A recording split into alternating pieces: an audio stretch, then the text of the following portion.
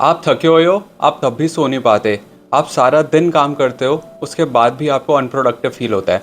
You are surrounded by people but you still feel alone. That is not a bad week, you are just burned out. And the worst thing you know is burnout उन लोगों को नहीं होता जो लोग lazy होते हैं। Burnout happens to those people who are ambitious and very hardworking. And you know what? Burnout doesn't happen in a day or a week.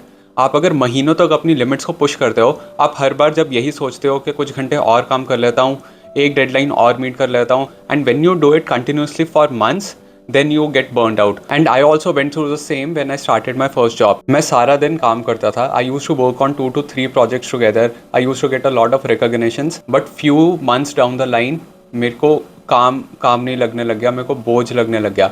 मैं घर पे भी चुपचाप रहता था. मैं अपने दोस्तों से कनेक्ट करना बंद कर दिया क्योंकि मेरे में एनर्जी ही नहीं होती थी कि मैं किसी के साथ इंटरेक्ट कर सकूं. और इस टाइम पे मुझे लगा कि शायद मैं लेज़ी हो रहा हूँ, मेरा इंटरेस्ट नहीं आ रहा काम में, शायद मेरे में ही कुछ गड़बड़ है.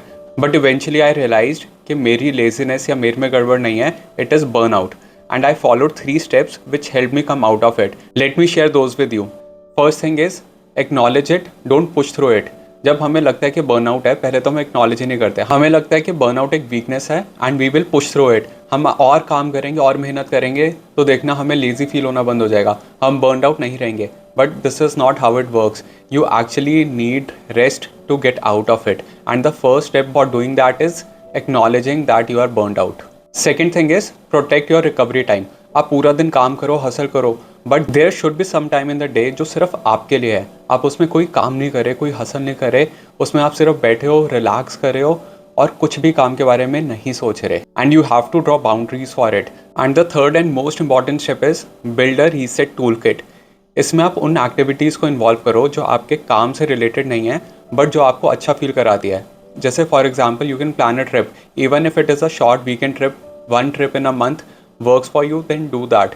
If you like playing a sport, then play a sport. And if you like meeting your school and college friends, then honestly 1 hour spent with them आपको इतना ज़्यादा रिफ़्रेश करेगा जितना आप कुछ भी करके रिफ़्रेश नहीं हो पाओगे. और ज़रूरी नहीं है कि आप ये तीनों चीज़ें करो, इनमें से at least start with one thing that works the most for you. And you know what, your career is not a sprint, it's a marathon. आप पहले 100 मीटर जितनी मर्जी तेज़ भाग लो, एंड में वही जीतेगा जो सबसे ज़्यादा लंबा भागेगा. So if you like this video, do save it, not for today but for the day you will feel drained, and this would help you come out of it.